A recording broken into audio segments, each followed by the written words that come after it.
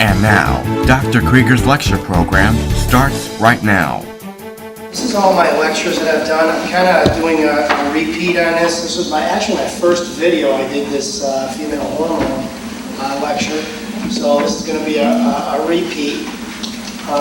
Hopefully it'll be better. You should improve as you do these lectures. But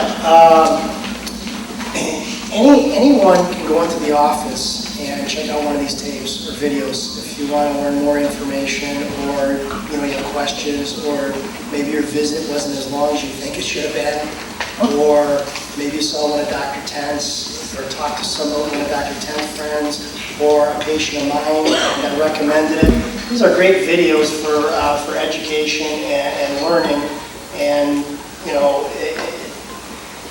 even myself trying to build a practice and be successful and try to get as many people healthy as I can, I have difficulty when I go to places and talk to people about health, nutrition, alternative treatments and the way of doing things, how to help the body. And I have difficulty with it, and I'm the one who makes the videos. So the videos are here. I just recommend my own videos. Well, I talked about this, so it's a good way to inform people. It's also a good way to educate people, because we know that you basically die from lack of knowledge. We're trying to get as much knowledge as we can and try to do the best we can with the research and the information we have. So the toxic world, that's similar to what I'm going to be talking about next time with chelation therapy, and then reading blood work. A lot of people get their blood work done. Research wows, talking to us some more about brain. That was my first lecture, mostly on herbals. This is my second lecture on herbals. And then this lecture tonight has a lot to do with thyroid dysfunction. A lot of times you can't separate the two. I mean, we like to separate, put this in a category, this in a category. I mean, the body works so fluidly together. So when you're really talking about hormones, you can't leave the thyroid out. You just can't. So thyroid dysfunction, that was probably, I think, in my mind, one of the better lectures that I've given as far as the information, the research.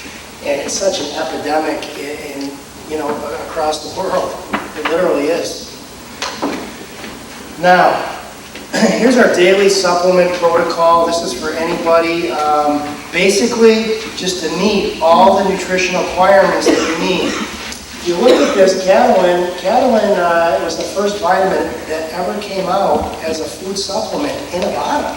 This was in a bottle by Dr. Royal Lee. And they named this product because it's a catalyst. And they use this product for chronic fatigue. Most people that were chronic fatigue were malnourished. So what they did was, a catalyst is something that speeds up reactions to increase nourishment or increase energy capacity so that the body can work better or metabolize better. So that's why I named this Catalin. So we always recommend 3 Catalin twice a day. We always recommend multi-mins. We always want to get a good oil. And then these two, chlorophyll and Vitanox, they're a little bit more specific, but we just put them in the general category because we know that we have a lot of secondhand smoke. And we know from tonight that you'll learn that there's a lot of estrogen mimicking hormones in our environment, in our foods, in our cosmetics, and that's what we use Vitanox for too. Okay? Now, I was reading the Michigan Trial Lawyers Association newspaper it came in my mailbox. At my home, I don't know if I got my name or number, but I was reading it and it had all the medical stuff in there and everything. I found this, it was like in the second or third page, in the citizens group. Did you know that in Michigan we're the only state that doesn't allow the FDA to the drug companies to be responsible for a drug side effect problem as long as it's approved by the FDA. So if you're using a drug as a medical doctor and it's approved by the FDA, you can't go back and sue the medical doctor or somebody else, because under this clause right here, they're not liable.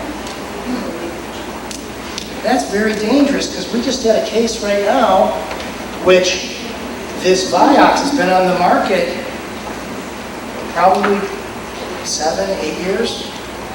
Okay? They even started researching and doing the studies. I thought you were supposed to do the research before you put it on the market, get the safety, get the approval process, do all this before this goes out to the public. This was not the case with this. People were perfectly safe taking this under medical supervision approved by FDA for arthritis. Okay?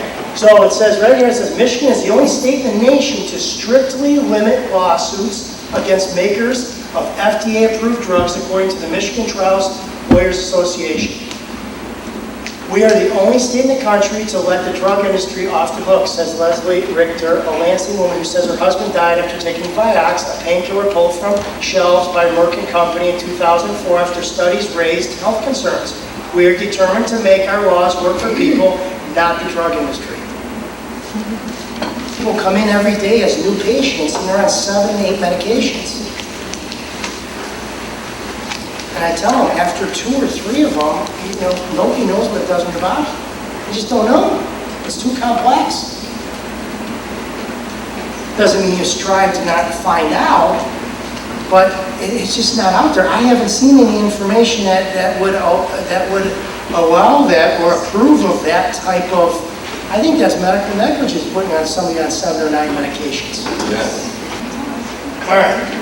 I don't know where I found this. I think it was a pharmaceutical ad, so it kind of backfired in their face.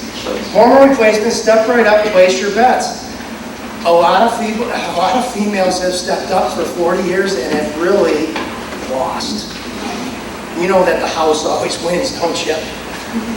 I thought this was kind of ironic because we're betting when we use medications and we don't know, the real studies, and the studies that are put in front of us aren't adequate enough, and they're just passed through.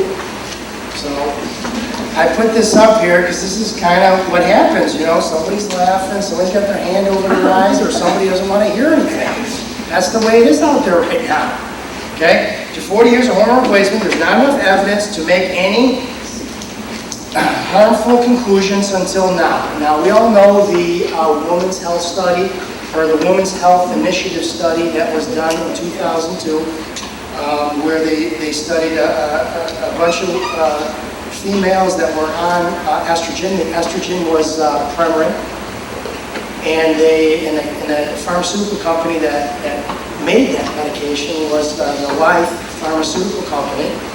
And the thing was that since 2002 to 2005, that pharmaceutical company lost 75% of their profits. 75% of their profits. So you know what they did? They went to the Food and Drug Administration, the FDA, and they petitioned them to stop bioidentical hormones. Bioidentical hormones are the hormones that you go and you pick from a plant and you extract it and do various things that supplement companies do. So they tried to stop that. Other companies will extract it, put it in a cream, rub it on your skin, it's transferred, and you can balance your hormones that way. So that petition was up last month, April 1st, 2006, when the FDA didn't do anything about it, so thank God. But if this was to continue on, everybody's being attacked right now for these bioidentical hormones. They're bioidentical, that's absolutely true, and I'm going to show you why, why they work and why the pharmaceutical industry or the drugs that they're making are difficult or tough to handle on your body. So that's what it's all about, safety. Now, I had to say my last lecture, which I thought was kind of ridiculous, because considering this cancer drug may help short boys be taller. Well, we know short boys may be taller. That drug that you're talking about is the tamoxifen. Tamoxifen is the drug for breast cancer. It's used in estrogen receptive positive breast cancer, meaning that the cancer has receptors and it needs estrogen to grow. So this tamoxifen blocks the receptors so that it can't grow. It's that simple. Okay? Now, the only problem is that tamoxifen, after taking it for 3 to 5 years, causes breast cancer on the other breast. It causes contralateral breast cancer they talked about. So now they're trying to find a drug after being on tamoxifen for 3 years. They can take you off it and put you on something else to be on to offset that side effect from it. Okay? But they found they found something that might work. Now we're going to try it on teenage boys, young boys. I mean, that's a little bit of a stretch of the imagination to use that medication when it's very dangerous. Okay, first thing you want to do is define what a hormone is. Hormones is a chemical substance produced in the body by an organ or cells of an organ that has a specific regulatory effect on the activity of certain organs. Originally applied to substances secreted by various endocrine glands and transported in the bloodstream to target organ on which their effect was produced. The term was later applied to various substances not produced by special glands but have similar action. And that's what? Synthetic hormones. Because your body doesn't produce synthetic hormones. Now, endocrine glands, your endocrine system consists of a bunch of various glands that release hormones.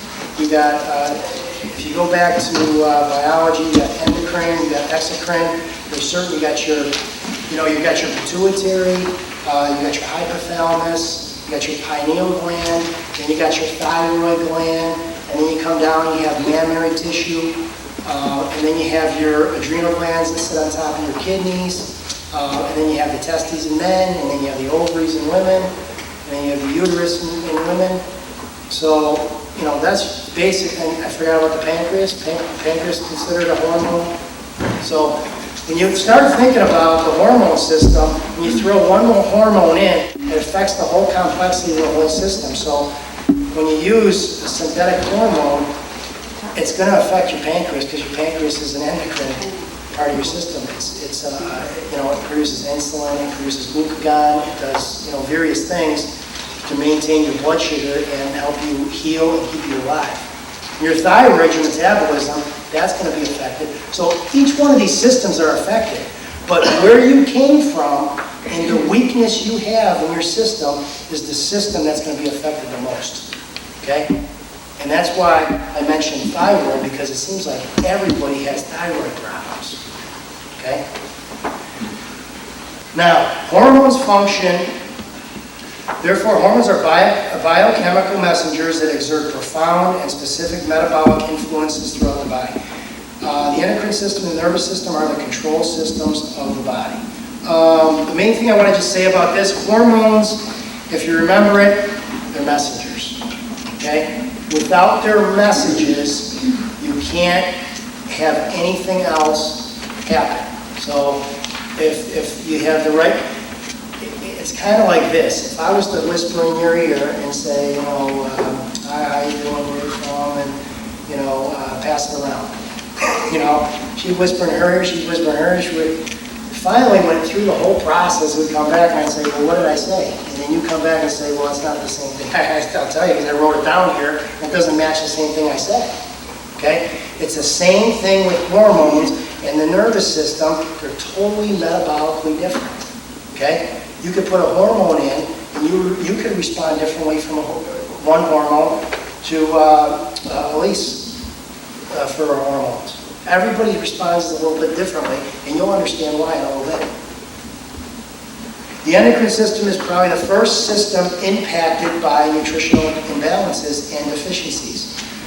Nutrients are needed to make and replace hormones, and the metabolic functions performed by hormones are nutrient-based and mediated. For example, for a hormone to direct a cell to make an enzyme, nutrients are required to make the hormone, and for the hormone to enter the cell and to stimulate function, and then nutrients are required to make the enzyme and release the enzyme to act. That's all a nutritional process, from start to finish. Now, you don't know you specifically have a problem with your hormones unless you know the normal cycle and how the normal cycle is supposed to occur in the female body. You just don't know. So you gotta have something to compare it to. Abnormal, normal. The normal cycle, you got two cycles. You got the follicular phase, which is your day 1 to day 14, and then you got your ovulatory luteal phase, which is your day 14 to day 28. A normal cycle goes from day 1 all the way to day 28. 28 days in a normal cycle. Give or take a day or two. Everything's not perfect. They've even found some females ovulate twice in 1 month, some. So, is that a problem? I don't know, but not to get off track, but 28 days is a normal cycle. Now, the first five days, day 1 through 5, that's considered menstruation.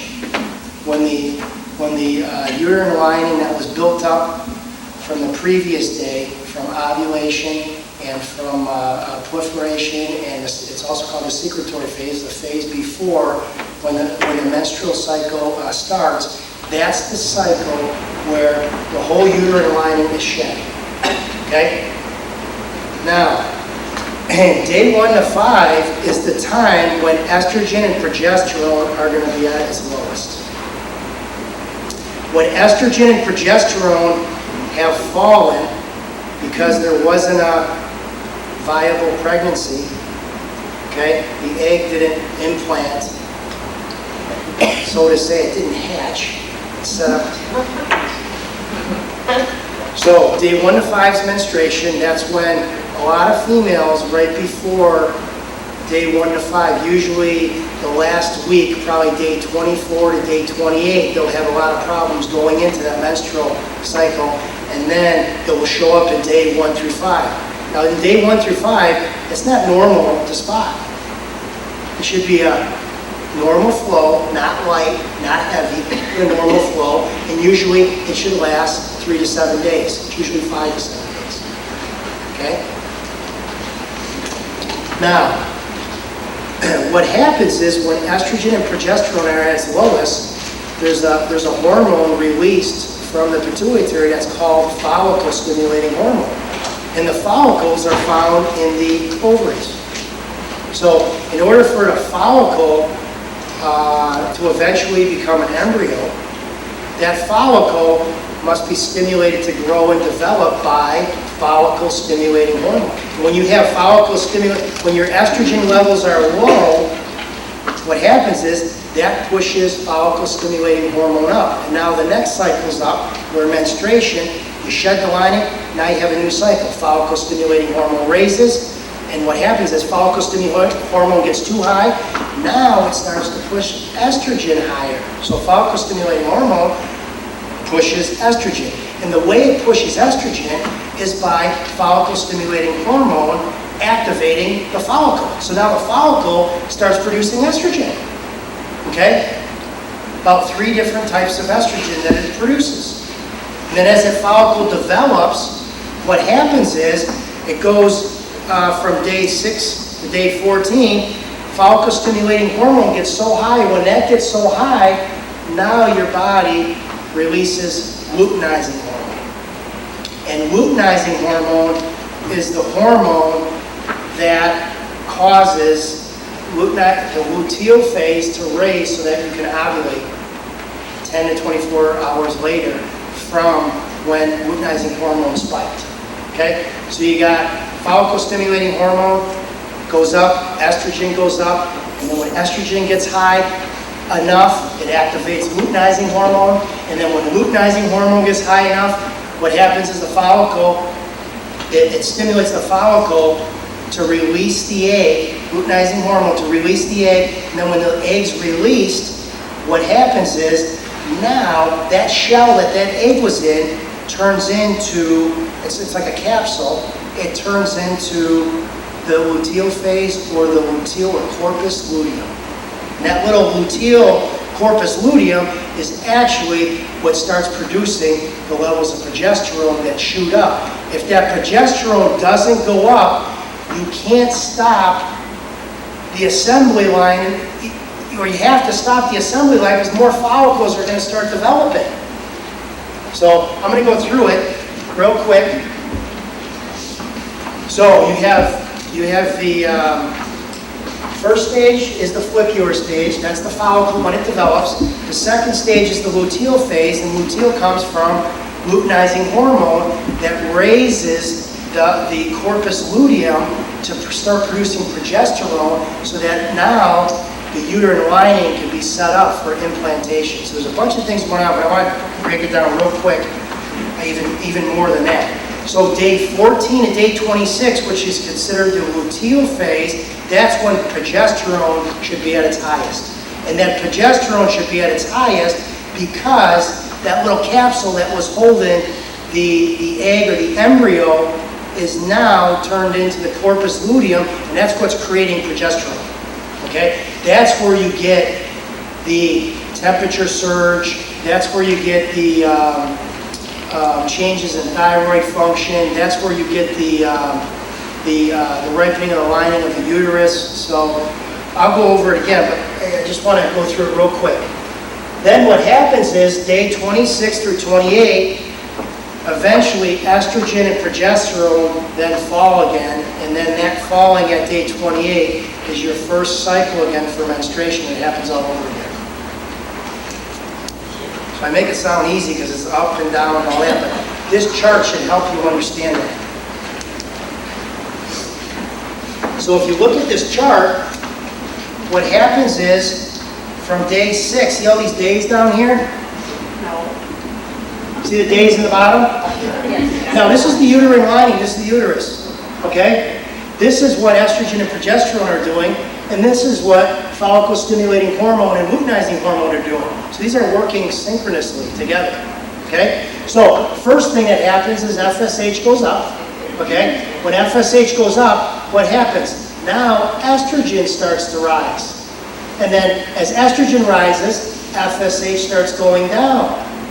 Then as estrogen comes up, and the follicle starts producing estrogen, then luteinizing hormone starts to rise because as estrogen goes up, now luteinizing hormone gets engaged, and that's your first stage right there for ovulation. Okay, that's when your prime spot is for fertilization.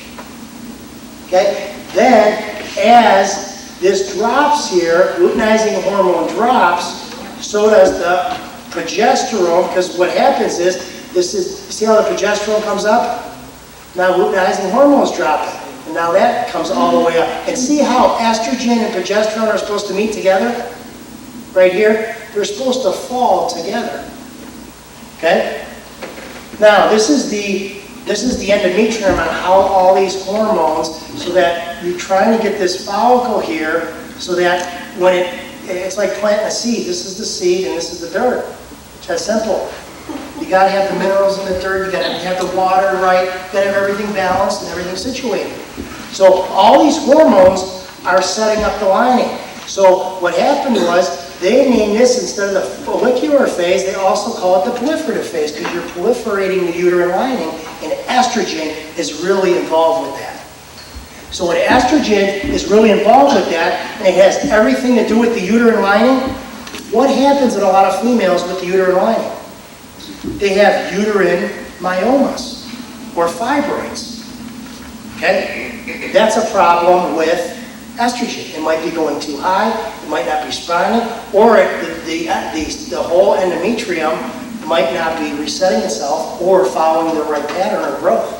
So this is called the proliferative phase, or the follicular phase up here, or proliferative when you're dealing with the uterus. And then your second phase is the luteal phase, and that's when the embryo, see here it is, it's ovulating, you're releasing that, and now this little casing here starts producing progesterone. And then that is set up to progesterone set up to ripen the lining of the uterus, so that little ovulation, so it can burrow itself and have a circulation. Okay? That's planting the seed right in the uterus. And then what happens is, if by chance there is burrowing and impregnation, or the ovulation reaches a pregnancy type, what happens is the embryo that's in the uterus now, what happens is it starts producing human chorionic gonadotrophin. That's HCG. So what do? 10 to 12 days, You run out to CVS and Rite Aid and you want to see if you're pregnant. And that's what you're testing for. Okay? That takes, so right from here, about the end, it's about 10 days, 10 to 12 days is an accurate estimate of human chorionic gonadotrophin that's raising, and then human chorionic gonadotrophin actually starts pushing more progesterone for the luteum up here, the little casing, to start producing more progesterone. And if it doesn't produce the right amount for whatever reason, if anything disrupts this, then you'll terminate right here. And that's why a lot of females are trying progesterone creams, different progesterone to stimulate, because it helps protect the fetus or the embryo in the development. So progesterone has to be at a certain level, and if it's not at a certain level, there's no implantation. You're not going to continue on. So, and that, it ends up being about 300 milligrams that you need for this corpus luteum up until the 3rd month to be producing that amount of progesterone. So if it's not, you're going to miscarry. Okay?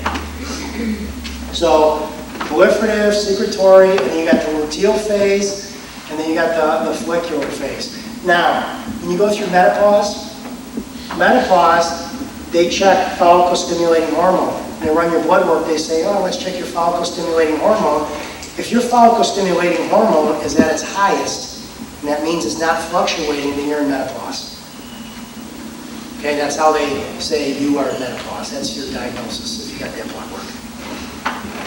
If it's not and it's down, you're still ovulating. You might not have had menstruation, you might not have had a cycle, but something's going wrong. It might be a fibroid, might be the old uterine, the copper device that you had in there from a long time ago for pregnancy, or it might be because you're on birth control, or it might be because you did a Depo-Provera shot. Who knows? Now, that follicle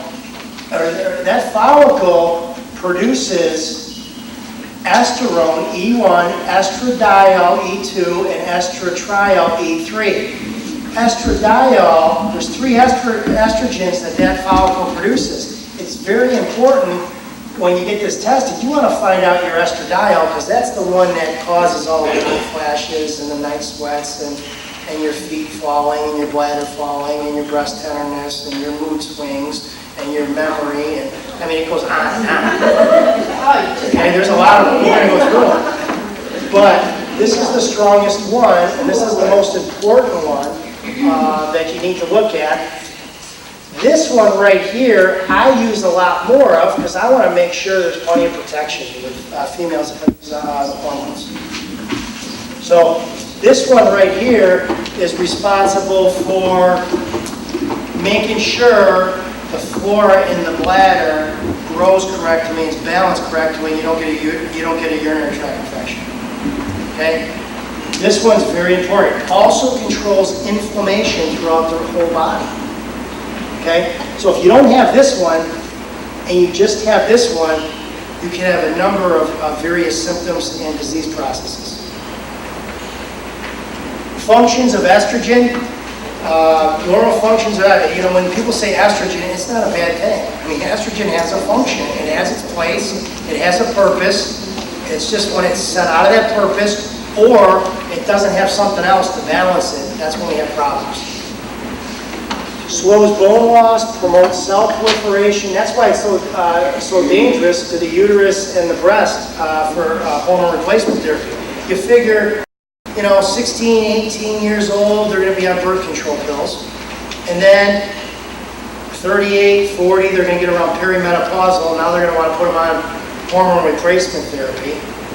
So, I mean, when you really think about the window of how long they've been on estrogen since puberty all the way to hormone replacement therapy, maybe even to their 70s, that's awfully stimulatory on the body, especially a synthetic hormone. Okay?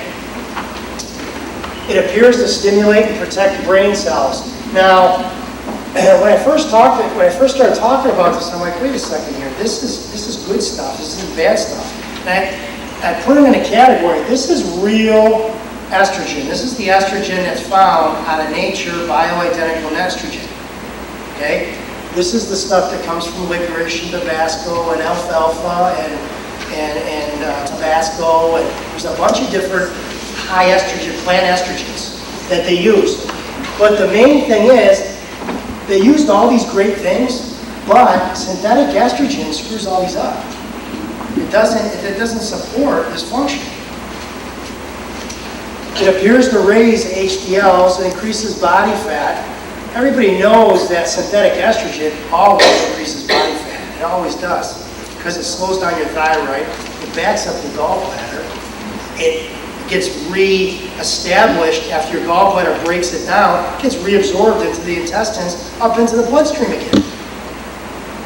So it's, you gotta be careful with these hormones. Creates progesterone receptors, so progesterone receptors are very important in the body. And then it confers female secondary sex characteristics. Now, symptoms of estrogen deficiency, these are the ones that are most common.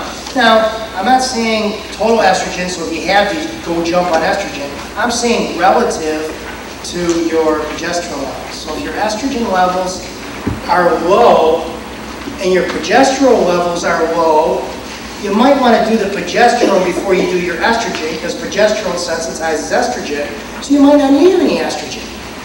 So you could still have a deficiency because your progesterone is low. Or you could still have a deficiency because you have synthetic hormone that your body's not utilizing correctly. So hot flashes, insomnia, mood swings, mental fogginess, vaginal dryness, dry skin, dry eyes, vaginal wall thickness, vaginal bladder infections, headaches, migraines, and decreased sexual response. Now, symptoms of excess estrogen or progesterone deficiency are heavy bleeding, clotting, water retention. And I see this a lot in females because they come in, they got fibrocystic breast, they got spurs on the bottom of their feet, their bladder's falling. The memory is definitely going. But then their doctor says they got osteoporosis. Well, what do? Well, you have to take estrogen. Synthetic estrogen makes the body, you know when your body calcifies, you know what that means? It's aging. It's aging very quickly. Your body shouldn't be laying down calcium sporadically in your feet, in your breasts, anywhere. If it lays it down in your pineal gland, it can cause MS, calcified pineal. I mean, calcification is the aging process. So here I go, I got osteoporosis, I've been on synthetic hormones, Prempro, Premarin, progesterone, or just Premarin. So I go to my doctor and, yes, doc, I've been on it for 3 months, let's get another, let's get another bone density. Well, of course it's gonna go up. You know why it's gonna go up in that machine? Calcium and potassium are held with estrogen. It's going to cause you to increase the fluid in the body. So it's going to look like the bones are thicker, the tissue's more. That doesn't mean you're getting more bone.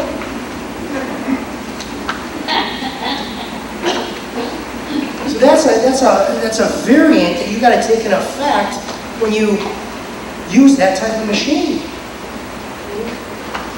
Weight gain, headaches, migraines, depression, irritability, anxiety, anger, decreased sexual response.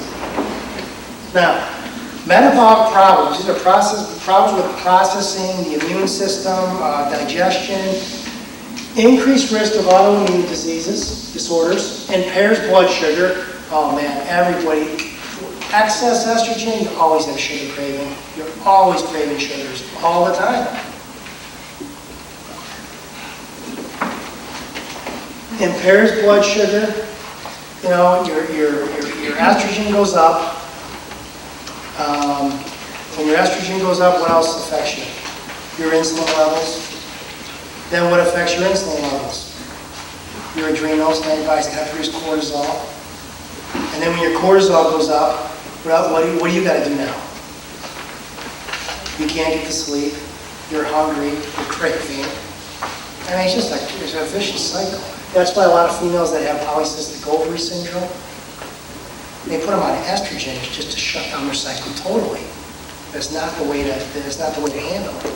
Polycystic ovaries has everything to do with, a lot of times, insulin resistance. That's why they put you on a metformin or a sugar medication to lower your sugar so that the follicle, because insulin disrupts follicular development. So now you got little cysts because they can't go on to the next phase because the insulin levels are too high.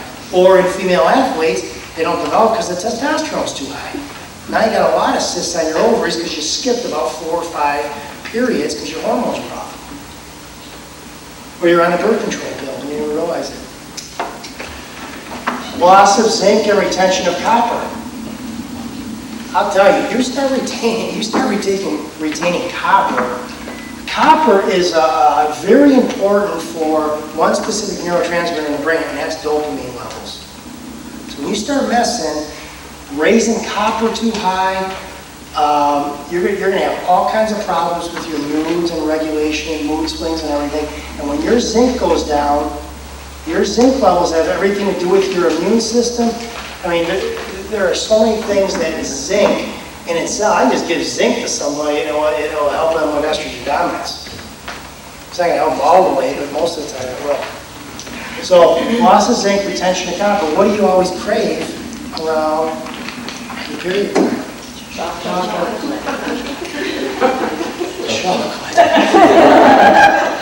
Chocolate has what? Copper. The copper food. Cold hands and feet. That has everything to do with your circulation. If you can't, if you have too much estrogen, your body's trying to get rid of it, it'll affect your circulation. There's a lot behind that.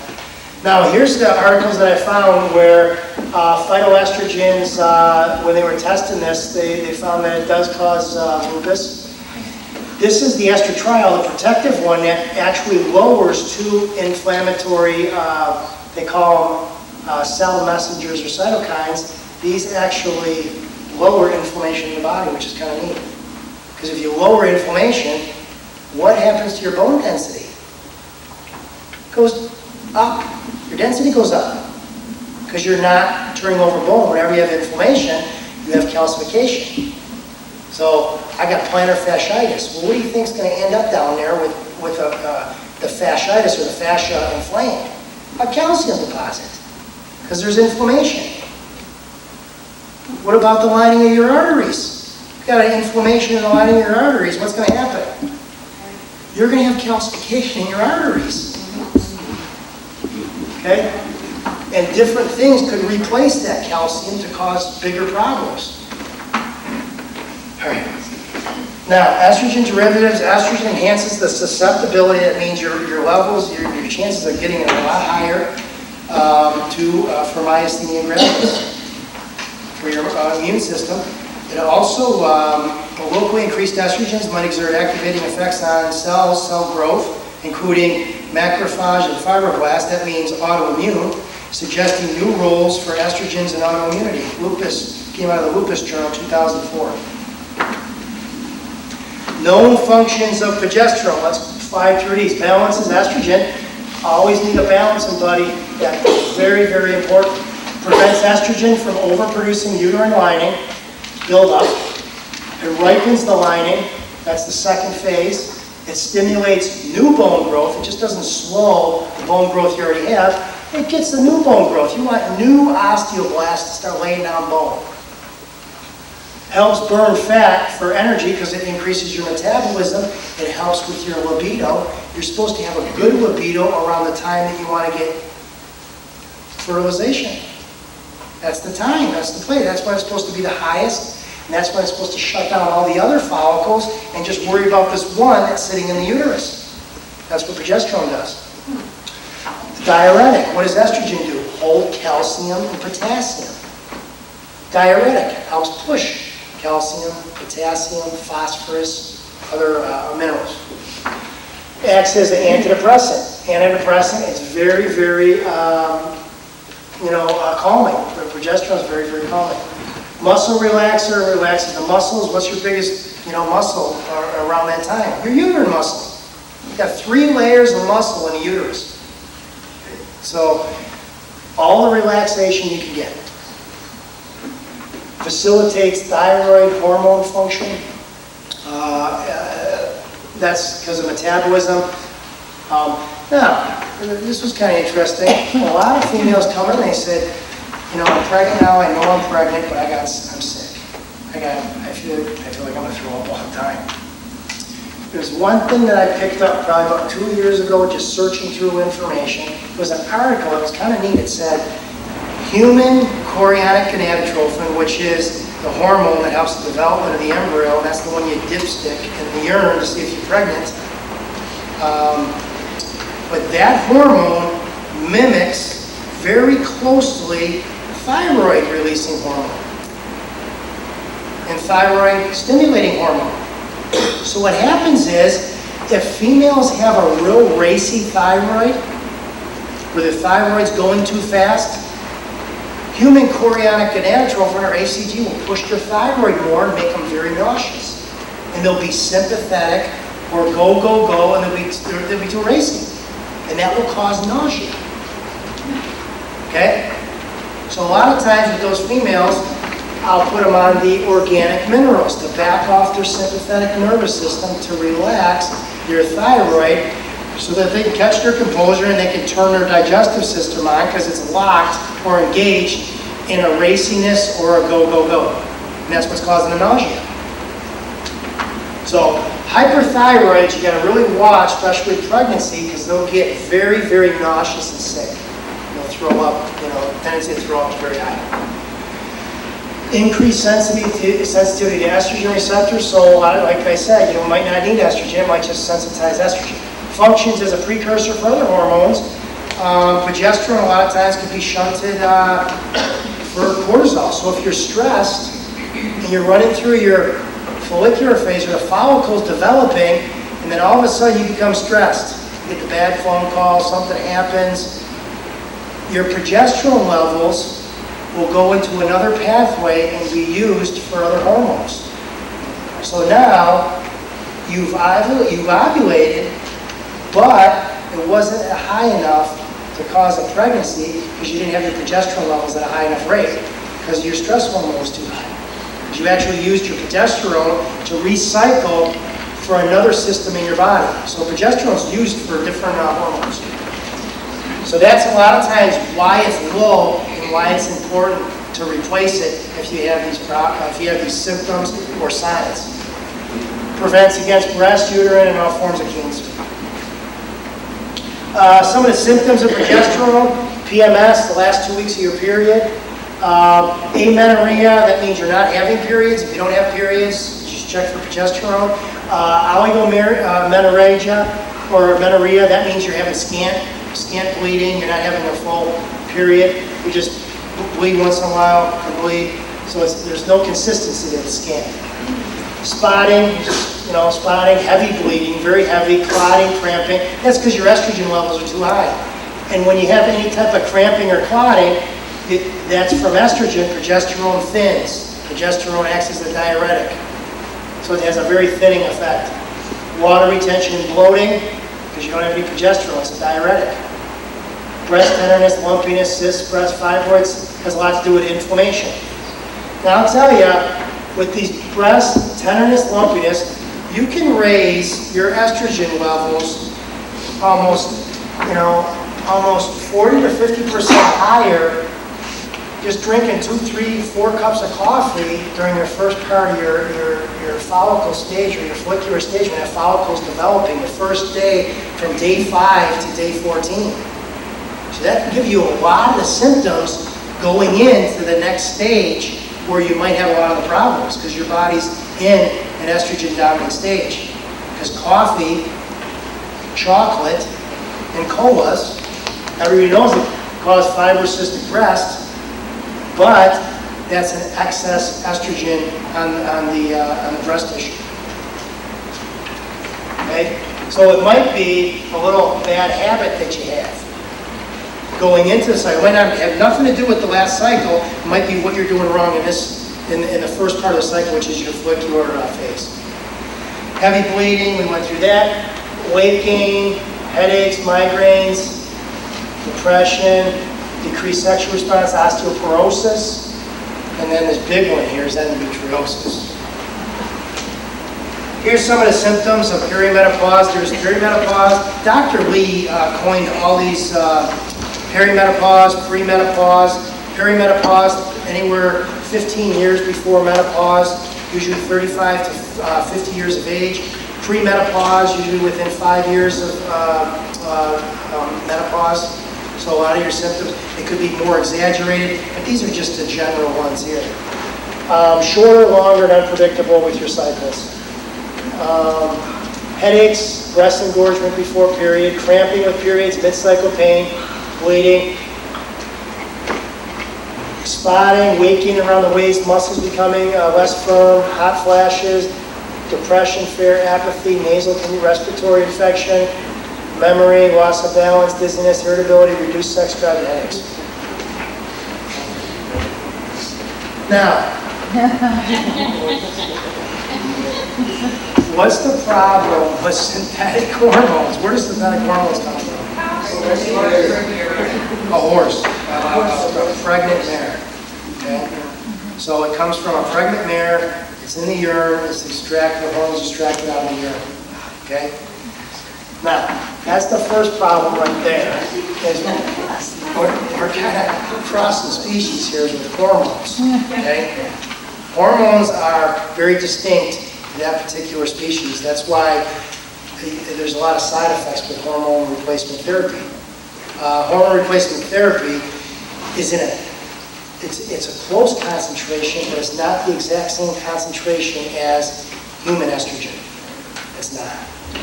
And it never will be because it's receptive. So that's the first problem with hormone replacement therapy.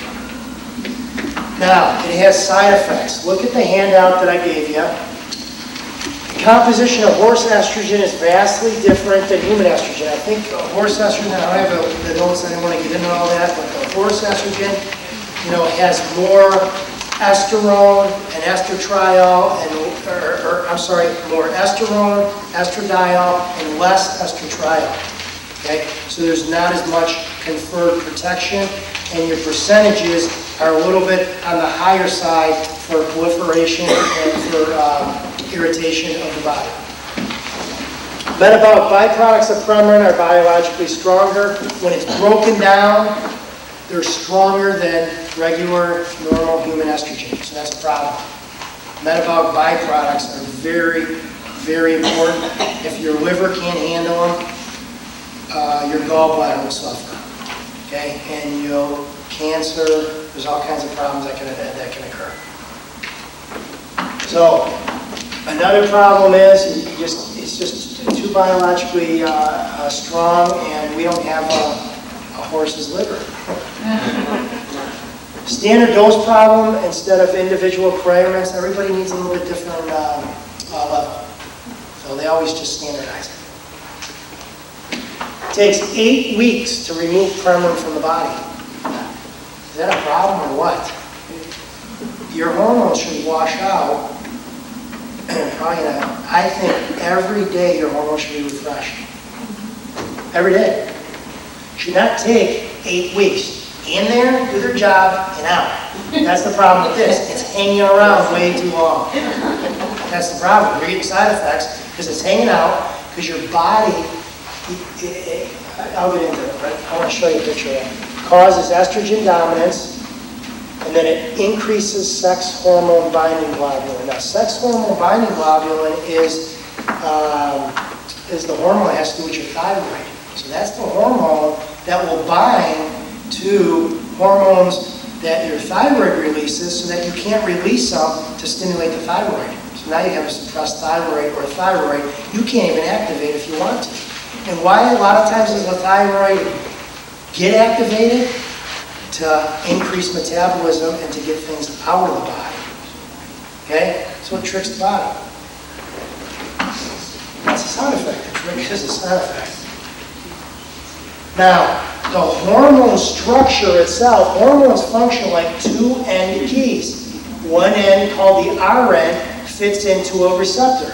You got receptors all over your body. Okay? They're for every single different hormone, neurotransmitters. There's so many different receptors on your body. What distinguishes them? The design of the receptor. You know, it could go to the progesterone one, it's not going to do anything. Or it can go to the insulin one, it's not going to do anything. It doesn't fit. So, receptor and triggers the specific action, while the other end, called the enzyme, fits with enzymes that transform the hormone and degrade the hormone for excretion. So it's in the receptor, and on the other hand, you have enzymes where your body's trying to break it down. Because you already sent the message, you spit it in the receptor, key in the lock, somebody's got to pull the key out, and it's got to get it out of the system. Okay? So what happens is, here's your cell membranes on all your cells. Here's the receptor, and then here's how that hormone fits in there. And the design's different for every different hormone. And a horse hormone is not going to be the same as a human hormone, because we would look the same. We have a lot more similarities. And now like a monkey. I was surprised we didn't use monkey hormone. I didn't use that. But this is a receptor, and then it starts turning on inside the cell certain things. So it's a messenger. It locks it, messages the signals, and then now everything else gets affected. When you have a non-identical hormone, you have a hormone jam. Okay? You're trying to fit something in that wasn't designed to fit. And this picture stands out in my head of that O.J. Simpson trial when he was trying on the glove. He's got his hand jacked up like this, and he's trying on the glove. It might have been a bad example, but you know, it should fit. It should fit like a glove. It really should. So, and then what happens is the incorrect other side, you can't metabolize and you can't excrete it. Okay? So your body has a hormone, it carries it in, it fits the receptor, and then it just doesn't stay there. You got to have a cleanup system come in and take care of it, clean it, and carry it away, and get it out of the system. It's called metabolic waste. And sometimes that metabolic waste, if you can't get it out of the system, can create some nasty side effects. And I'll show you. These are known as side effects when you get a hormone jam. You can't clear it, and you get the receptor messed up. When you get the wrong receptor, and the receptor ain't fitting exactly correctly, what's going to happen? You're going to get the wrong messages.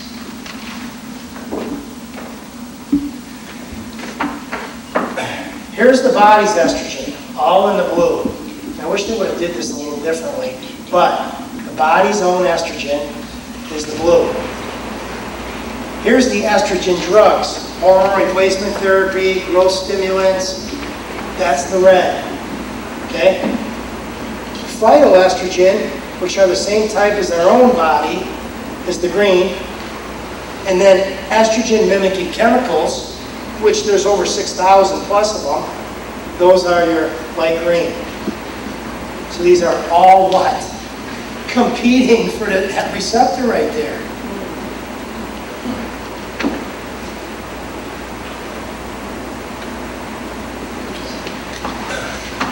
How do you know that you have a hormone problem? A lot of times they don't even go on this. They just go on normal cycle. What's your symptoms? Go on muscle testing.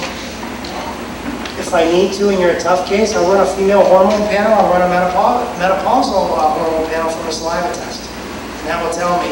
Because saliva hormone's a little bit accurate than blood hormone, because blood always tries to keep things balanced. So you're not going to see a real big degree of changes unless you're in like a real true menopause. So, postmenopausal, I'll do a thyroid panel or adrenal index, stress index.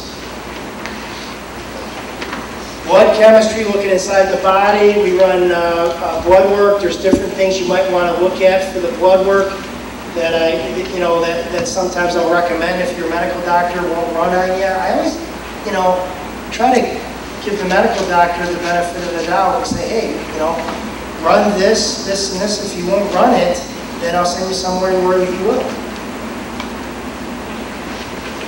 So there's a bunch of different tests that you get run, but most of the time we like to, refer out, let the doctor run the test. You can't get the test, I'll send you to a place that will do the test for you. Xenohormones are synthetic hormones or false ones. They don't belong in your body. These are artificial hormones that don't belong in your body. Most of the time, they're not even hormones, but they're mimicking hormones' effect. So, man-made substances that are foreign to the body that have a hormone-like effect.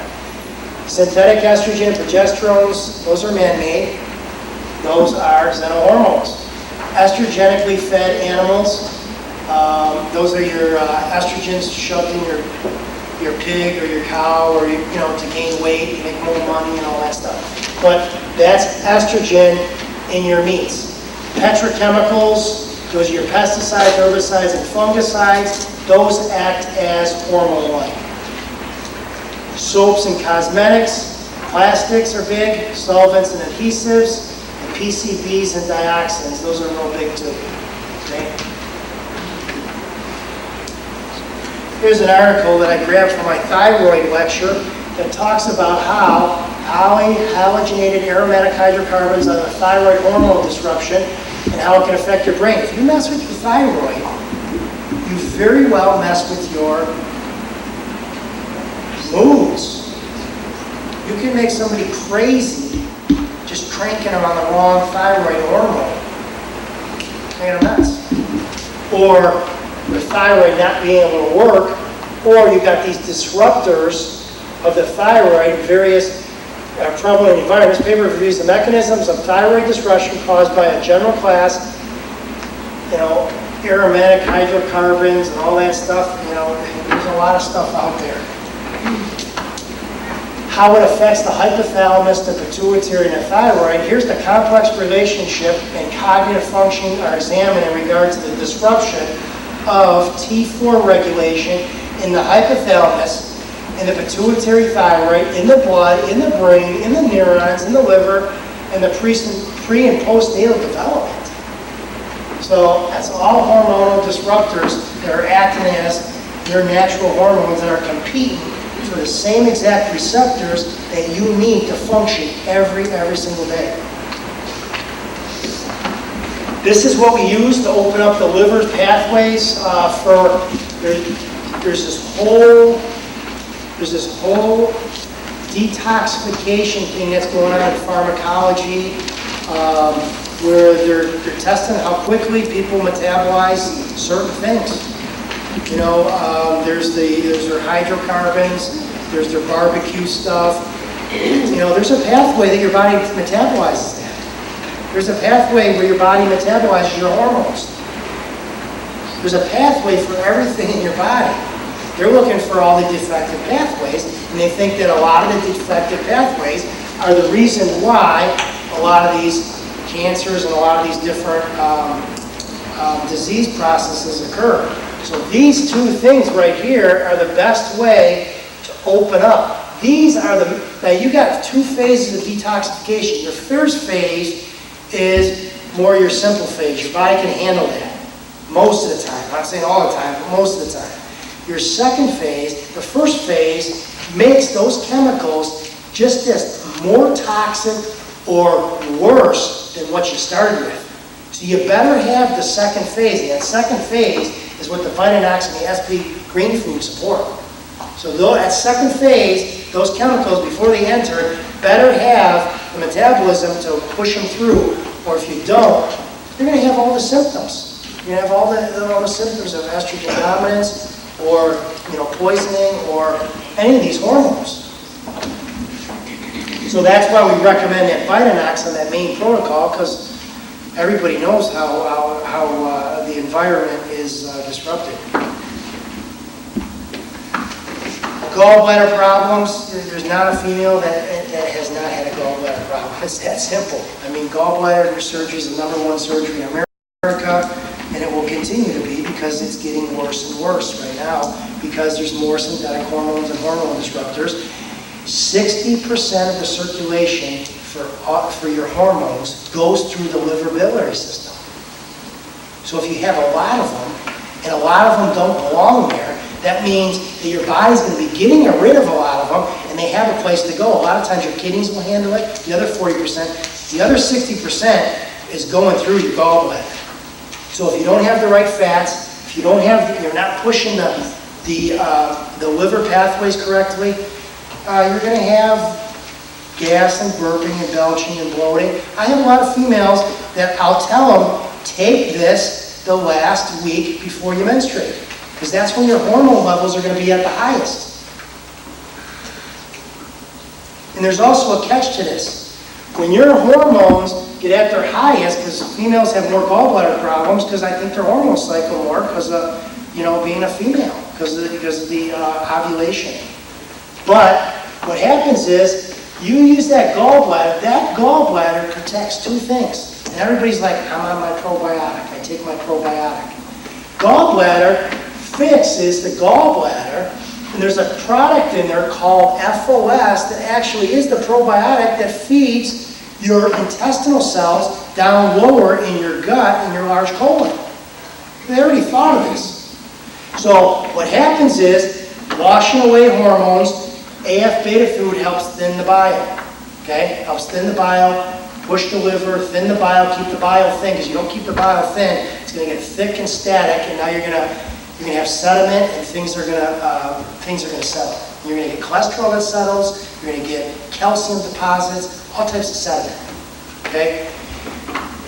And what happens is this gallbladder keeps the hormones going, as well as, just because you got them out of the liver and gallbladder, you're not home free yet. Your body has an enzyme in the colon that, if your colon is messed up, you'll reabsorb the estrogen that your body just tried to get out of. So that's why this product works in two spots at one time, and those beets are full of that FOS or fructooligosaccharides that feed the intestinal bacteria. That's your best probiotic for downregulating the enzyme to put back into your system and not be able to get it out. Okay? So that's very important. So gas, burping, belching, bloating, stool changes, headaches behind the eyes, allergies, asthma, pain between the shoulder blades, all that stuff. Now, isoflavones.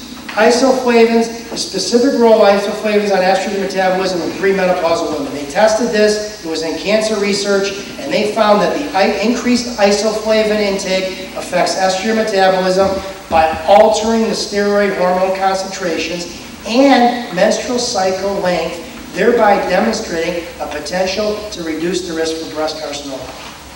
So what's happening is these isoflavones are going up, you're taking them, and they're blocking your receptors. You don't need a lot.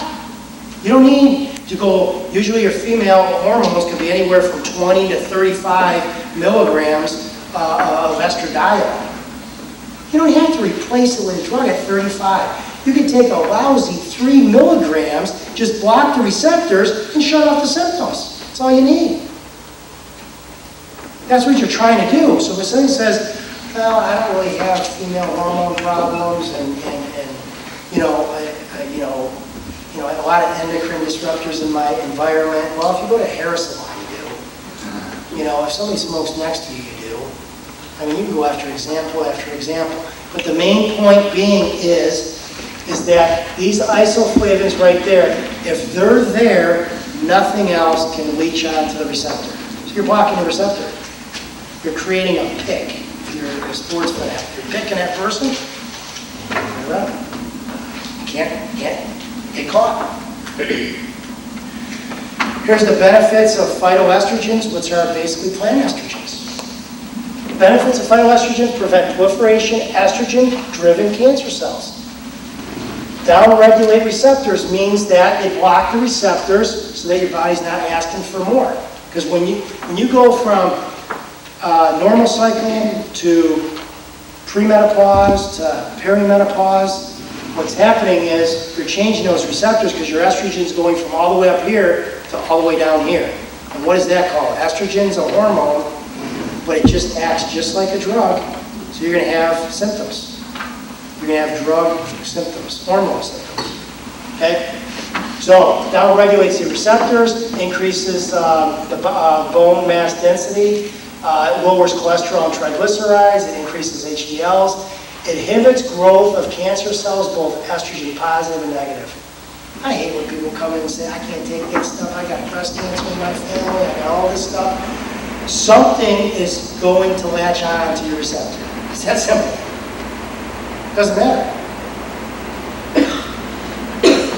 Controls the aromatase enzyme. This is so important. This is what they're trying to, this is the drug they're trying to push right now to replace tamoxifen. When I look at a saliva panel for a female and I see high testosterone, I'm not disappointed at all. I'm happy. Because that enzyme has actually taken your estrogen that could possibly cause proliferation, blood clots, cancer, heart disease, all those. That enzyme sped up and pushed it mid-testosterone. And that's what they're trying to do with a drug right now. And there is a product that we have in the office that I'll use a lot of times with females that have that to support, breast tissue function. But that's an enzyme that's the same thing in men. That hormone is so important in men, it just does the opposite. All the men are converting their testosterone to estrogen. The women, estrogen to testosterone. It's just a flip-flop. So if you can control that enzyme, very, very important to stop a lot of these risks of diseases. Interferes with vascular epidermal growth factor. No blood supply, no growth. That's simple. Cause cancer spread. This is what I use out of the office, sublingual areas. Sublingual. Everybody's been using the creams, these creams. I'll tell you why I don't like the creams. But I use sublinguals because they're in your system, they go in your system, they're out of your system in 8 to 12 hours. It's that simple. You might have to take more of it, might be a little bit harder, but it's going to be safe. Okay? The Progon, that's the progesterone. Those are the things I use it for that. And then the sublingual natural estrogen. And this product right here is the Basco. It's all the isoflavones extracted and put in a lactase to put under your tongue. So you don't even swallow it. I don't even care if your digestion works. It doesn't matter. Everybody comes in and says, well, my stomach bothers me. Your stomach can't bother you. You can spit the stuff out after 4 minutes. It's not going to bother you. It's already went. It's bypassed your digestion. It doesn't have anything to do with it. So that's why I like that, because if you have weak digestion, do other things, you can still raise your hormone level without the creams, because it's tough to regulate the creams. I'm not going to get into that one. Now, a lot of the products on the market, a lot of the creams have lanolin. Does anybody know what lanolin is? Wool, sheep. Okay? It's good, but a lot of people are allergic to it. If you go into a leather shop, you walk into a leather shop, God, my nose is tickling. You're wool sensitive. You're sensitive to wool alcohols, because that's what they put in those creams. There's my mom and my dad are here tonight. I remember going to school, my mom used to put on that disgusting hand lotion. Wow, why are you putting that on? Roll the window down. She had to roll the window down because I felt like, it was like grease and water mixed in my nose. I was like, ugh. But, and people that cross-react with wool, and I talked about in another lecture, also have milk allergies and also have horse allergies. So you think possibly there might be a connection with horse and allergy and hormones, just an allergy to a hormone? You can be allergic just to the wool alcohol. You certainly could be allergic to a Premarin or a Prempro.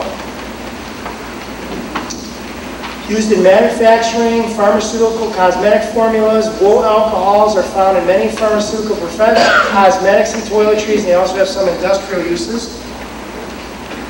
Wool alcohols are the principal. So when somebody asks me, why don't I use the Suzanne Summers cream?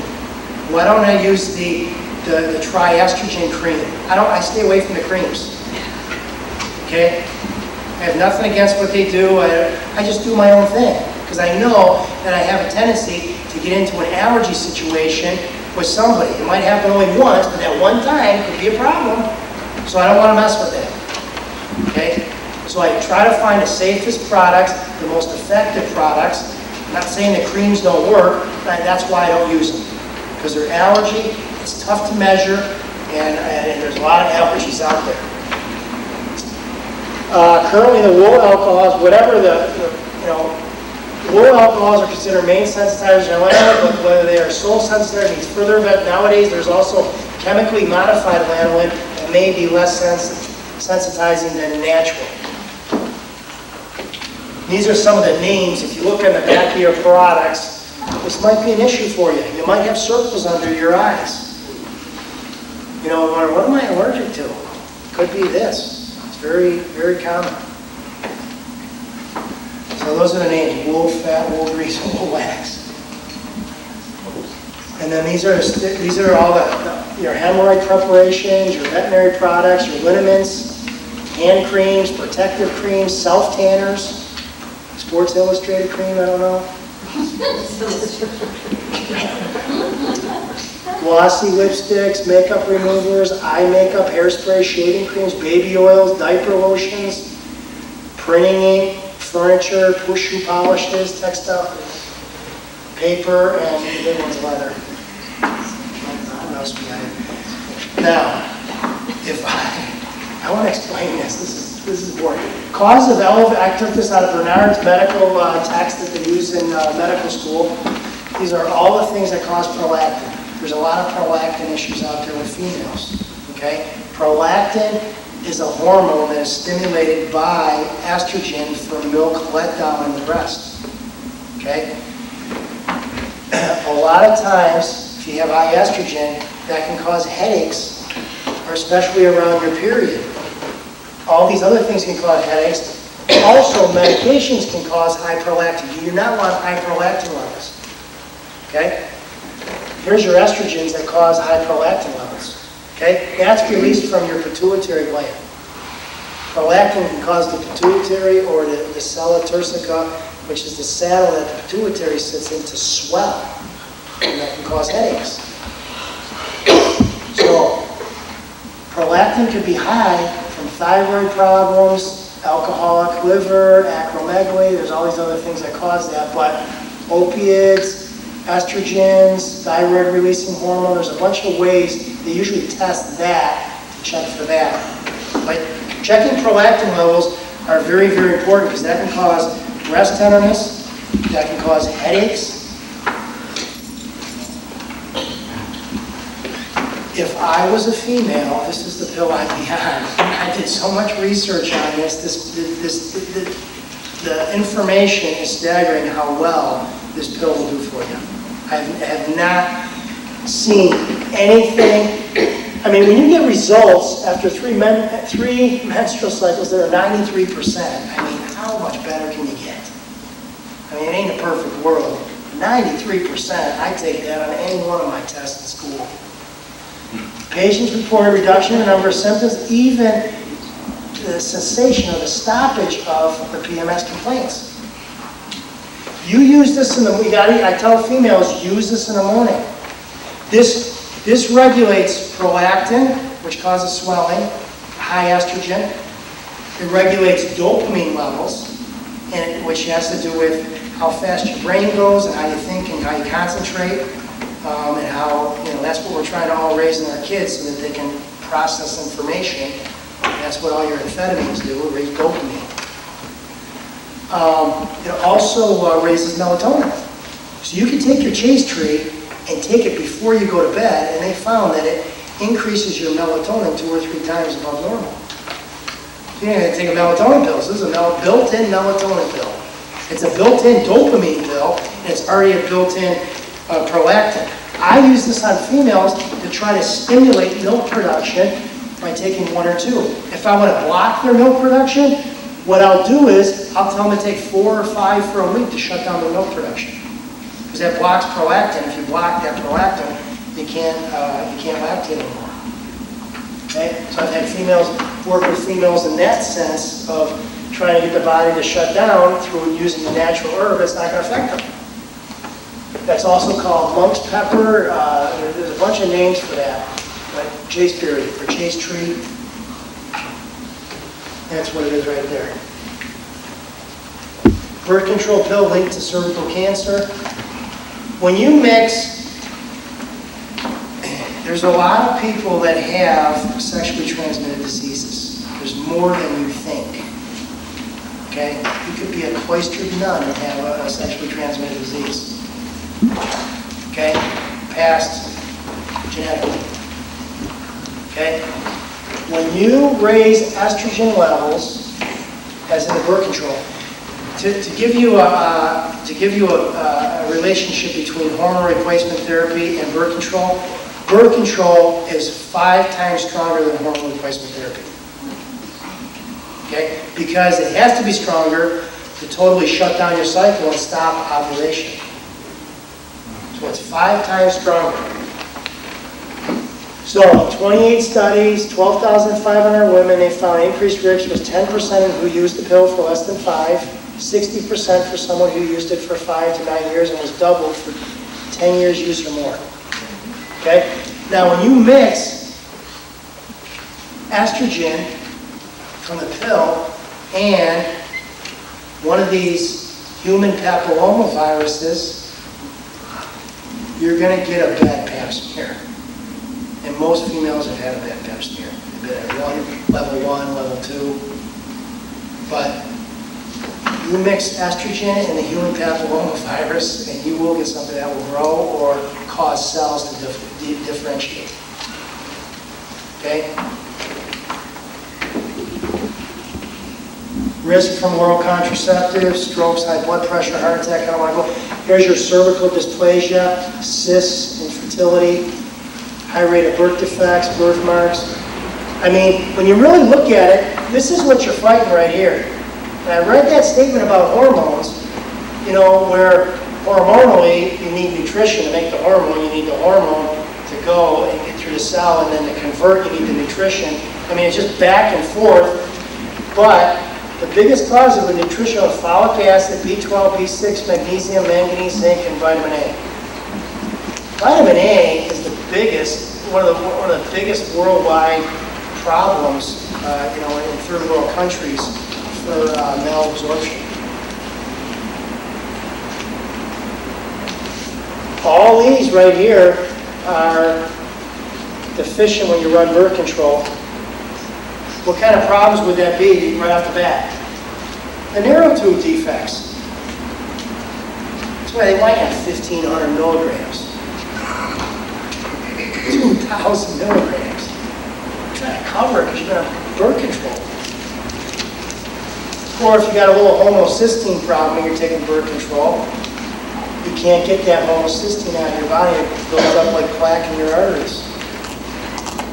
Or magnesium, used in over 500 different enzymes in the liver. Magnesium is probably one of the major deficiencies in America. They consider it the #1 deficiency in America. Because what binds to magnesium? Cholesterol, fat. It's a sapling. So it carries it away. So you don't even get to use a lot of your magnesium that you think you're getting from your foods with a high-fat diet. You know, and people say, well, I had a pharmaceutical, you know, everybody, we don't mean to make people feel guilty for what they do, and it's perfectly fine. She said, well, we have a new drug, and it's a sequester. It sequesters. It sounds wonderful, doesn't it? It sounds like a horse show. Jumping over, and everything's wonderful. But a sequesterer binds. It's a binder. I said, why do I need that drug for? Why don't I just use magnesium? Same exact thing. I didn't have to think as hard as they did to make all that, but it's the same thing. Binds the fat. Mental and emotional side effects. Let's keep on going here. Trimethylglycine, those are all those nutrients that are low from birth control. Or if you're going to do birth control and you don't have an alternative, please make sure you do 1 or 2 of these to cover your deficiency states, because you are going to have a problem somewhere down the line. You know, it's not a perfect world out there. You know, some people don't want to have kids. They choose birth control. You know, there's other alternatives, but, you know, birth control works good. But cover your ground. Make sure that you're doing something to block your deficiencies, because, you know, it's going to happen. Fibroids, this is my uterine myoma, or fibroid protocol, eating primrose oil, potassium iodide, and GUI formula. My GUI really regulates the luteal phase to block estrogen. Eating primrose oil takes care of inflammation. And then the potassium iodate really does a good job with thinning and helping with cysts. So potassium works great. Potassium iodide works good. Here's our weight loss. Our weight loss product for Super CLA. You know, haven't had any problems with Super CLA. It works well. It does its job. There's a lot of research on it, and it does what it says. Some people, you know, might need to do something for their thyroid, but 60 to 70% of people get a great result with that. Other times it has to do with maybe anemia, it has to do with thyroid. So there's other issues, but in general, this works very well. Ideal for the son. You gotta have a good fat if you're gonna have the son. Females, but females have a higher fat composition. They have to. Okay? You gotta have good oils. You gotta have good fats. If you're eating, you can reduce the rate of heart disease right off the bat by cutting out all hydrogenated things. They already know that. You can cut heart attacks down by 300,000 people just by knocking out all the trans fats and the hydrogenated fats. But they're not going to do that. It's your choice. And most people don't know that that's what they're choosing. So you got to have a good fat. And living on cookies and candies and cakes and pastries and pastas, and that's mostly what you're eating. You know, nothing wrong with Kentucky Fried Chicken or extra crispy chicken, but you know, eating that out in the sun, I mean, you're not going to get the best oil. So that's why we recommend a raw oil. That's your Cataplex F pearls, not tablets. Yes. Would you decrease, like an evening primrose or a flaxseed, if you take the Cataplex F, would you decrease one of the other oils just a little bit, or? Yeah, if you're all with it. Okay. Yeah, picking, I always tell, pick your fate. You got to pick an oil and stay on. You got to find one oil that matters. If you got fibrocystic breast, you better pick evening primrose oil. If you had some type of, you know, weird family history, cancer and genetic flaxseed oil. I mean, if it's Super CLA, trying to lose weight, that works good. It also helps with breast tissue also. So there's a lot of ways you can pick your oils. EPAs, got diabetes. DHAs, if you got bad eyes and slow brains. You could take oils apart. Oils are so powerful. They, you know, we're just beginning to understand how they work. But just from doing my own research, I kind of try to separate them to be more specific with the patients. Simplex F. This is probably one of my favorite pills for just anything for females, because it's got the whole complex of endocrine system. It's got a little bit of pituitary. You know, and when people think of glandulars, they think, you know, this is the pituitary. No. When Roy Lee made that, he took the nucleic acid out of it.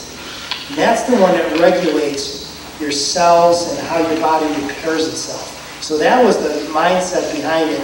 It wasn't just put a piece of meat in a pill, grind it up, and give it to somebody. It doesn't work that way.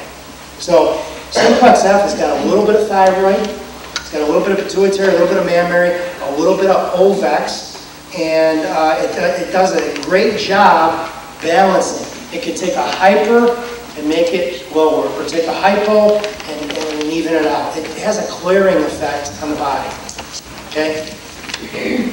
So I use that a lot in fertility, I use that a lot.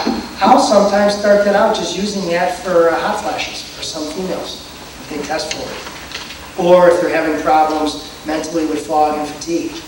So really, I do stand up here and say, I use this for this and this for this.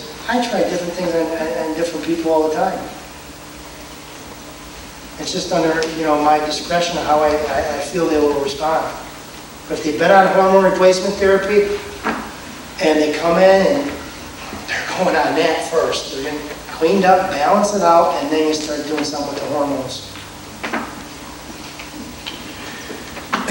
All these people are, most of all the information I get and a lot of the knowledge that I pull from the research. This is the course I took at Herbal Remedies, Principles and Practices of Phytotherapy out of Australia. That's Kerry Bone. He owns MediHerb, that we use a lot of the products. Dr. John Lee, he's the one that actually founded using progesterone. He's the one that integrated into the medical system and was scrutinized. And he was the first one to bring out most of the books on it and all the information on progesterone.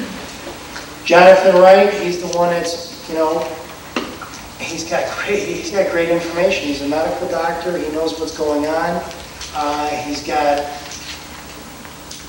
a lot of experience, and he's the one that started using bioidentical hormones back in the 70s. Janet Lane, she uses a lot of standard process. She uses some Bezwecken. I've been to a number of her seminars. She does a great job of compiling the information, making it sensible to the public, even to doctors, because there's a lot of there's researchers and professionals that specific in the language you get lost in. So she does a good job of presenting that information to the doctors. And then Christina Northrup, Wisdom of Menopause. It's just a book I picked up that I found a lot of information. I'm always picking up a lot of different stuff and trying to add to it and take away and make sense. I don't care what the guy next door or down the street's doing. I want to make sense of it myself and how it applies and how how you or your own family would want to be treated. I mean, it's that simple. It's a simple concept.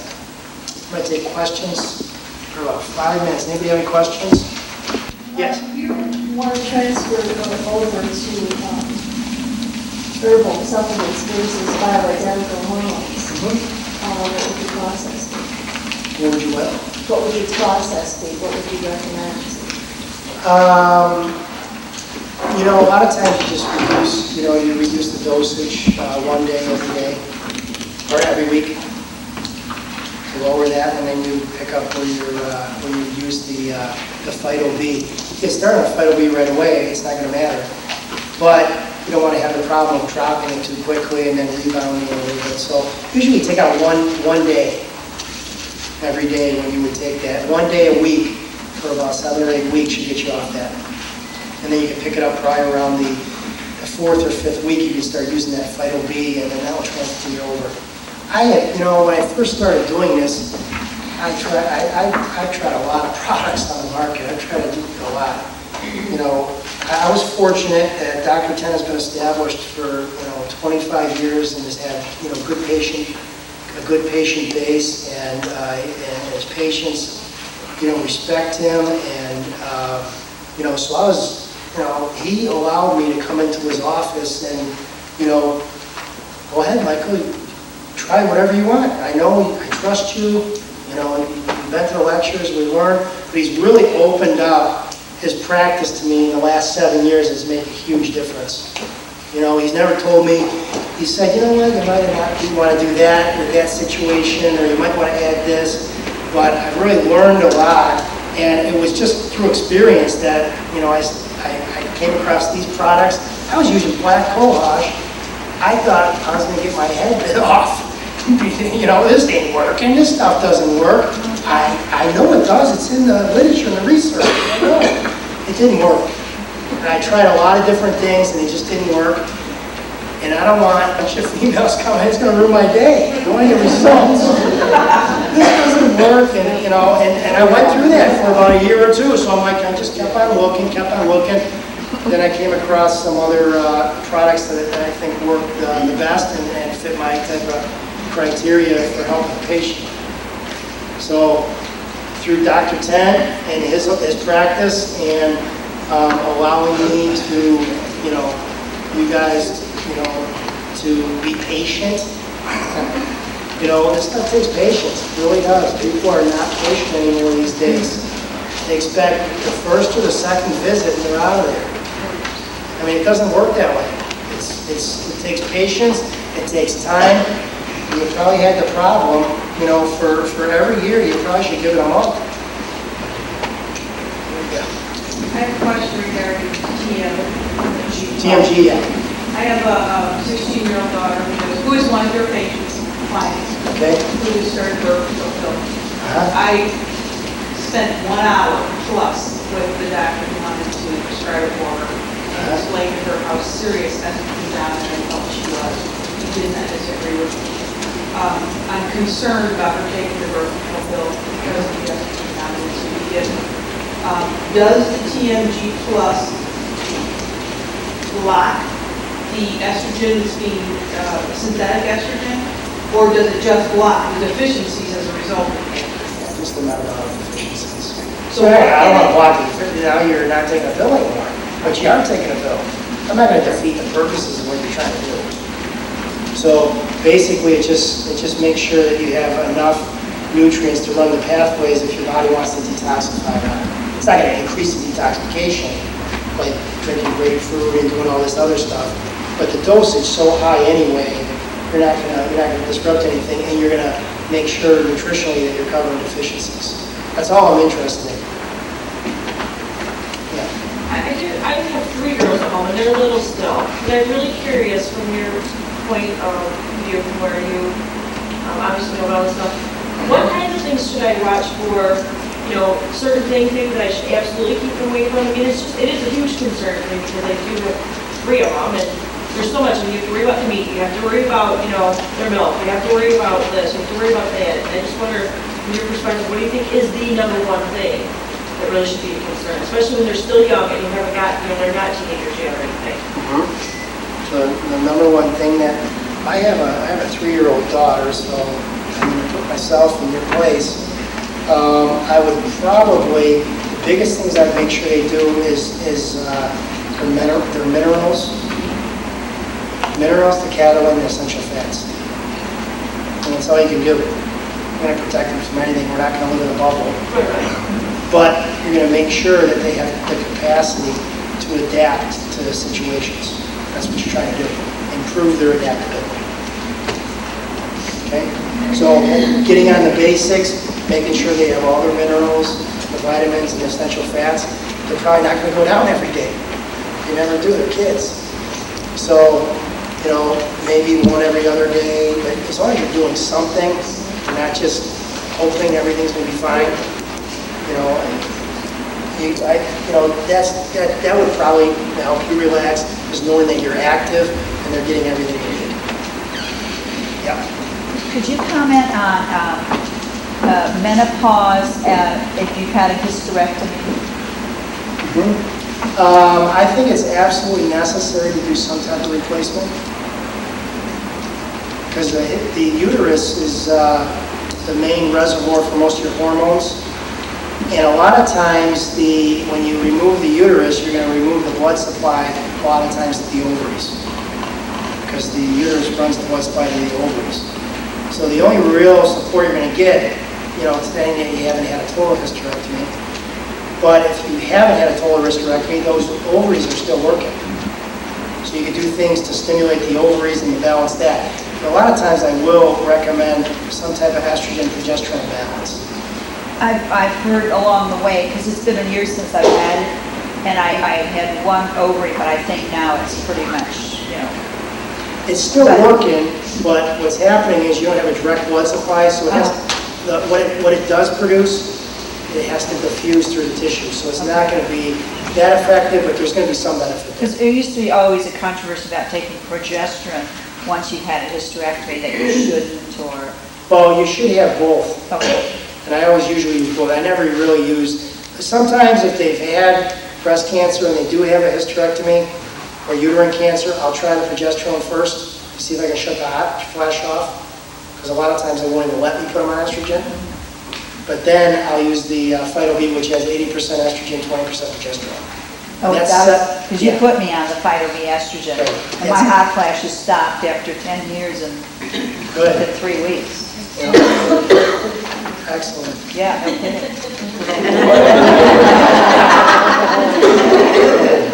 One question, when you had the sublingual up, there were two, Yeah. are there two different Yeah, products? one's the Progon B and the other one's Phyto B. Progon is the progesterone, Uh-huh. the Phyto B is the estrogen and progesterone.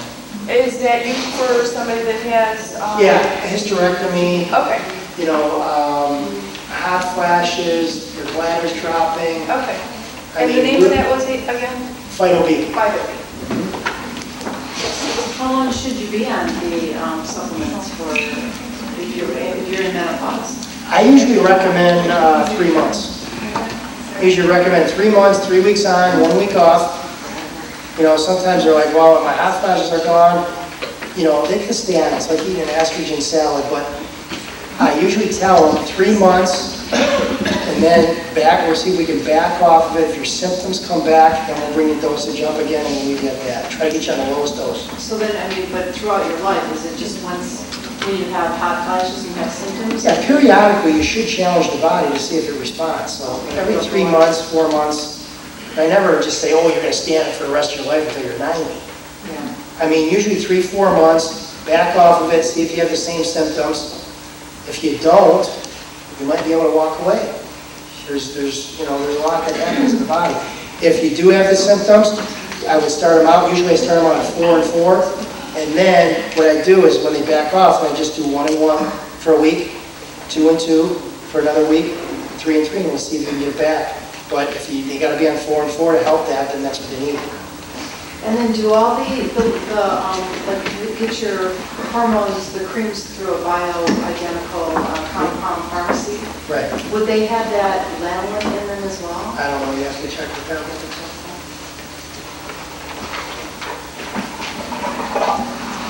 Any more questions? Yeah. The use of fluoride is blocking the thyroid. Use of fluoride? Fluoride blocking the... I would say overuse of fluoride. Fluoride's a natural I've been hearing on mineral the news in the that soil. the FDA is even telling the government, you need to stop using so much fluoride in the water. Right. And I've switched to Tom's toothpaste that has no fluoride since there's tons of thyroid problems in my family. Right. And I was just curious if you are of that premise. Well, if you look on the chemistry, periodic chemistry table, and you look at all the halogens, those are the ones that are going to be disrupted and replace iodine. And the chlorine, bromine, fluorines, all those are displaced. So you might think you got normal iodine when you don't have any at all, because the other metal just displaced it. So you might not have as much function as you think you do. But it's going to be tough to show up on blood work or a test. So, yeah, doing too much fluoride, there's times when you want to use it, but I think we're getting way too, drinking fluoridated water and doing fluoride treatments and doing all that, I think it's a little bit ridiculous, and that can give you a nice cancer. I don't know if there's a nice cancer. I was on the depot from Bear Shop for about 1.5 years, and then I started noticing some weird side effects from it, like my hair started falling out and things like that. It's been, which sounds horrible, which it was. Yeah. It's been about 1 year, and these things aren't, I've suffered from, again, my hair hasn't really come back any thicker. I'm still suffering from the weight gain and things even after. Is that... Depo-provera, I used to have an article on that in room 1 that talked about all the side effects from, everything you didn't want. You want birth control, but you don't have the mood for sex anymore. That was the main, issue. Anemia, clotting, thyroid dysfunction, all the ones that talk about, but I mean, it causes so many, and then you get the medical doctor or most doctors, I would say most doctors that I hear it most of the time that say, well, if I don't have my period, I have a strong chance of having some type of cancer or problem with my hormones. Well, that's not true. They say that so they can put you on a birth control pill, but yet they give you a Depo shot to shut down your cycle for 4 months. It's contradicting.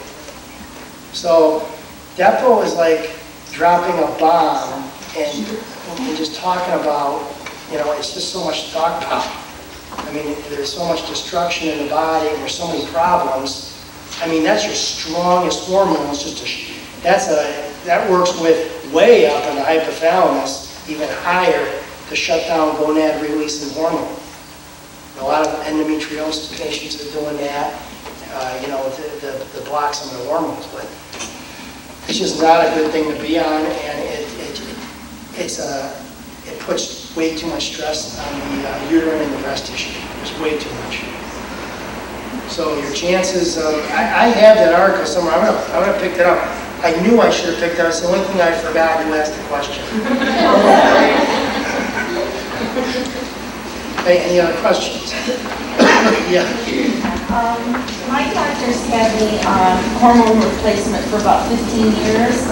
And even after the big scare, wanted to keep me on it. I insisted they change me at least to estradiol, Right. which I'm taking. But they want me to stay on it indefinitely, like forever. What's your opinion of that? What's my opinion on that? I mean, how strongly do you feel about that? Because I talked to them, and they seem very set because they say the aging process will accelerate so much more if I go off it. I think it's absolutely stupid.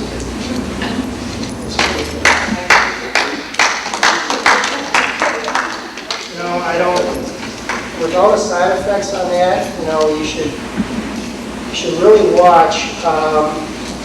They don't, a lot of these drugs, they don't even recommend taking for more than 6 to 8 weeks. I'm very concerned about it. So I would, maybe come in and set up an appointment with me.